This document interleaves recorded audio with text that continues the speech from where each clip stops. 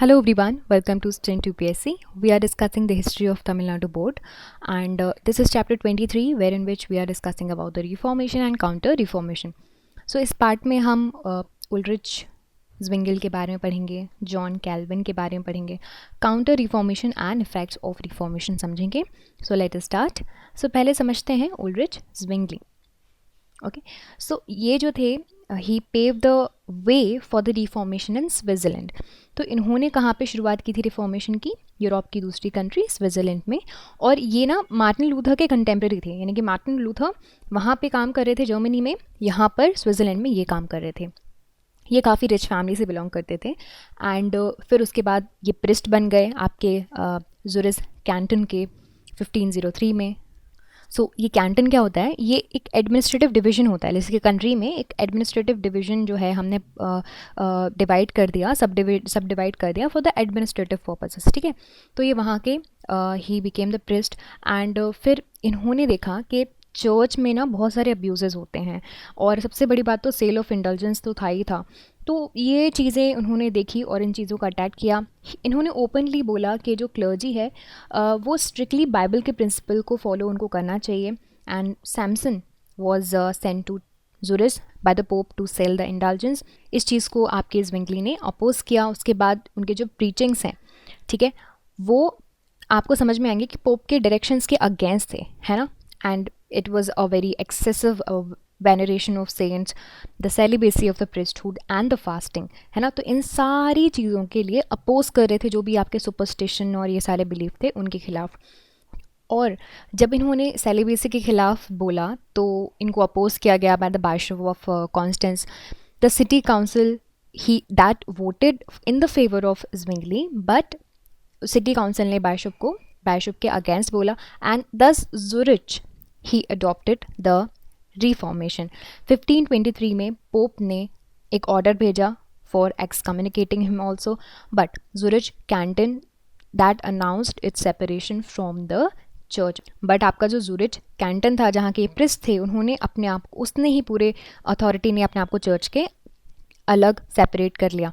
फिर there are 5 other cantons also जिन्होंने war ही कर दिया इस ज़ुरिच के खिलाफ, इन विच आपके ज्विंगली की जो है मृत्यु हो गई. एंड फाइनली एक अग्रीमेंट बैठा कैंटन्स के बीच में बाय विच हर एक जो कैंटन होगा that was given freedom to choose their religious sect. Okay, now John Calvin की बात करते हैं. ये कौन थे? He was a French protest reformer and इनका जन्म भी फ्रांस में हुआ था. ह्यूमैनिटीज़ लॉ वगैरह पढ़ी हुई थी इन्होंने पेरिस यूनिवर्सिटी में एंड डॉक्टरेट ऑफ लॉ भी इनको मिल गई थी. इन्होंने अपना जो पहला वर्क था वो सबमिट किया था, पब्लिश किया था, एंड वो था commentary on the Roman philosopher Seneca de clementia. फिर वो जेनेवा में सेटल हो गए. इनके मेन टीचिंग्स ये थे कि Bible alone is the final authority for the matter of faith. कि अगर आपको कोई लास्ट चीज़ देखनी है तो अगर कोई लास्ट अथॉरिटी होगी तो वो होगी आपका बाइबल. एंड अगर आपको सेल्वेशन अटेन करना है, निर्वाणा आपके जो बुद्धिज़्म में बोला जाता है वो अटेन करना है, तो that will be attain purely through the grace. Okay, उन्होंने जो he actually subscribe to the doctrine of absolute foreknowledge and determining the power of God. इन्होंने चीज़ें पब्लिश की, रिलीजियस डॉक्ट्रिन्स पब्लिश की अपनी बुक्स में जिसका नाम है the institute of Christian religion. इनके जो रिलीजियस सेक्ट है उसको उनके नाम से जाना जाता है, कैल्विनिज्म. एंड ये ना जेनेवा के चर्च के हेड बन गए. बहुत से स्कूल्स इन्होंने जो है बनाए for the spread of education and he was also the founder of the university of Geneva. और इनके जो कैल्विनिज्म की टीचिंग्स थी, बेसिकली इनका जो सेक्ट था, it has spread in many parts of Europe. अब देखते हैं इंग्लैंड में किस तरह से रिफॉर्मेशन हुआ. तो आपके जो राजा थे हेनरी 8 इंग्लैंड के, इनिशियली उन्होंने मार्टिन लूथर को अपोज किया एंड पोप को सपोर्ट किया and he was called as a defender of faith by the Pope Leo 10. इनका जो रिलेशनशिप था पोप के साथ ख़राब हो गया और पोप ने actually he refuse to permit the king Henry to marry Anne Boleyn after divorcing his queen. तो यूजुअली आपको ये चर्चेस में ये इशू होता है। अगर आपको थोड़ा बहुत भी अगर आप फैसिनेट होते हैं चर्च की हिस्ट्री से, या फिर अगर आपने थोड़ा ब्रिटेन का हिस्ट्री पढ़ा है about the king and the queen, so there is this contention always के जो डाइवोर्स्ड किंगशिप के लोग होते हैं, अगर वो डाइवोर्स हो जाते हैं तो वो रीमैरिज नहीं कर सकते, ऐसा कुछ इनका सिस्टम है। तो यहाँ पे भी इन्होंने चर्च ने मना कर दिया। And he has the parliament to pass an act of the supremacy in 1534 by which king was made the head of the church of England. Now this new church independent of the authority of the pope, इसको बोला जाता था Anglican church. Henry 8 इन्होंने कुछ भी नए changes नहीं introduce किए थे कैथोलिक डॉक्ट्रिन्स में, बट ये जो चर्च था वो एक प्रोटेस्टेंट बन गया था in the reign of your Edward 6। The service books they were translated into English now let's talk about the counter reformation. So देखो, जैसे ही रिफॉर्मेशन का मूवमेंट जो था वो काफ़ी सक्सेस पा लिया था, it created a very great of and the fear in the Roman Catholic church. तो कैथोलिक चर्च में थोड़ा एक फियर बन गया था। Before things went out of control, यहाँ पे इन्होंने बहुत ही ड्रास्टिक मेजर्स ले लिए कि भाई ये प्रोटेस्टेंट रिलीजन है वो फैल ना पाए, है ना। तो अपने ही सिस्टम में कुछ रिफॉर्म करना शुरू कर दिए। इसी प्रोसेस को बोला जाता है counter reformation. So इग्नाशियस Loyola, he was a Spanish soldier, he lost his leg in a war and therefore इन्होंने डिसाइड किया कि अब क्या करेंगे, अब अच्छे अच्छे कामों में जो है होली वर्क्स में, माइटी वर्क्स में अपना कंट्रीब्यूशन देंगे, ठीक है, in the cause of the Roman Catholic churches. Now Loyola he founded the society of Jesus in 1534 and उन्होंने रिकोगनाइज किया, लाइक ये पूरी की पूरी जो सोसाइटी थी that was recognise by the pope, यानी कि चर्च का परमिशन था। इसका एम क्या था, सोसाइटी का रिफॉर्म करना, रेस्टोर करना, कैथोलिक चर्चेस की जो ग्लोरी है उसको रेस्टोर करना। The members of the society they were Jesuits, okay, and वो बहुत ही मेहनती काम करते थे in order to earn the good name for the Catholic churches, और अपनी सर्विसेज में भी काफ़ी ज़्यादा डेडिकेटेड रहते थे। उन्होंने स्कूल्स कॉलेजेस एस्टेब्लिश किए दूसरे दूसरे पार्ट में वर्ल्ड के। रिमार्केबल सक्सेस इन्होंने पाई क्योंकि उन्होंने मिशनरी एक्टिविटीज़ करी हुई थी। They remained the faithful to the pope and Catholic religion church only. अब द काउंसिल ऑफ ट्रेंट इन्होंने इंट्रोड्यूस किए बहुत सारे रिफॉर्म्स कैथोलिक चर्च में। The most glaring abuse of the clergy were removed. Celibacy को स्ट्रिक्टली एनफोर्स किया गया था उनके ऊपर। The sales of offices were stopped. The practice of the sale of indulgence was abolished. तो अब ये भी बंद कर दी गई थी।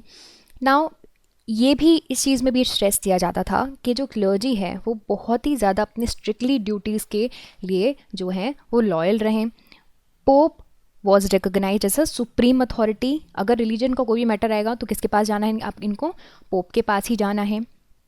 N index consisting of the list of dangerous and heretical books वो इशू किया गया, और कैथोलिक्स को प्रोहिबिट किया गया कि आप ये बुक्स तो बिल्कुल नहीं पढ़ोगे, ठीक है।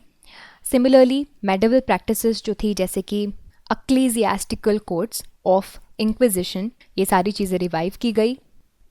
अभी ऐसी प्रैक्टिसेस हुआ करती थी, यानी कि अगर कोई व्यक्ति है उसने कैथोलिक चर्च की बातें नहीं मानी और उनके बिलीव्स को अग्री नहीं किया, तो उन लोगों को पता लगाकर ये लोग उनको दंडित करते थे, है ना।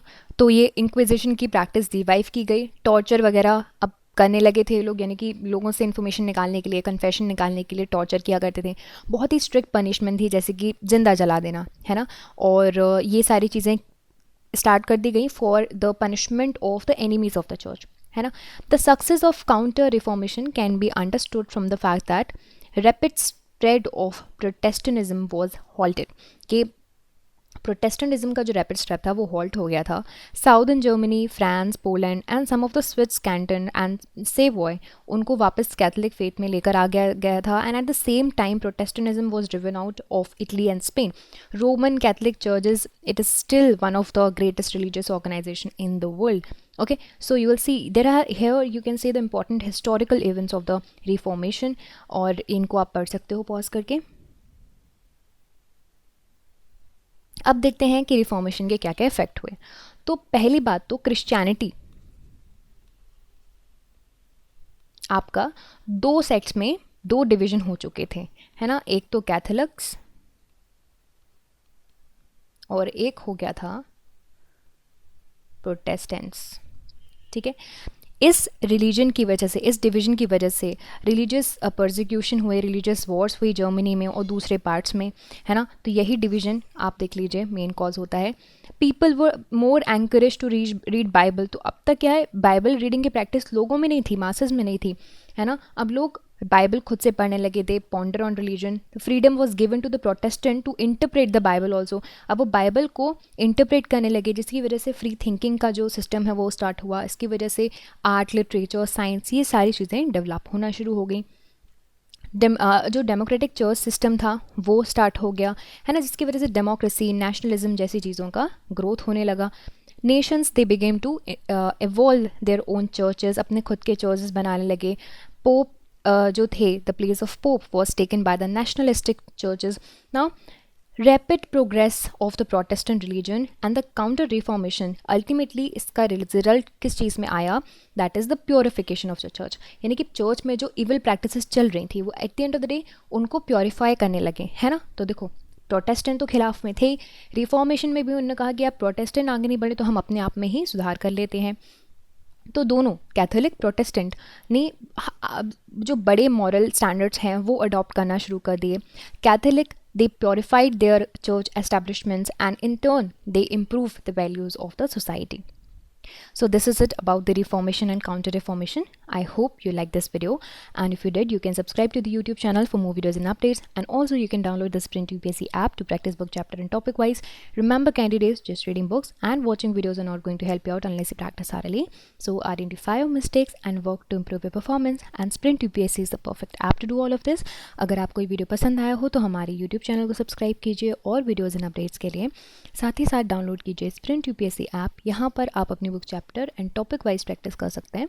देखिए, सिर्फ बुक पढ़ने से और वीडियोस देखने से तो मदद नहीं मिलेगी जब तक आप अच्छे से प्रैक्टिस नहीं करोगे। तो अपनी मिस्टेक्स को जानिए, परफॉर्मेंस को इम्प्रूव कीजिए, और स्प्रिंट यूपीएससी इसके लिए परफेक्ट ऐप है। I will see you soon in the next video. Thank you very much.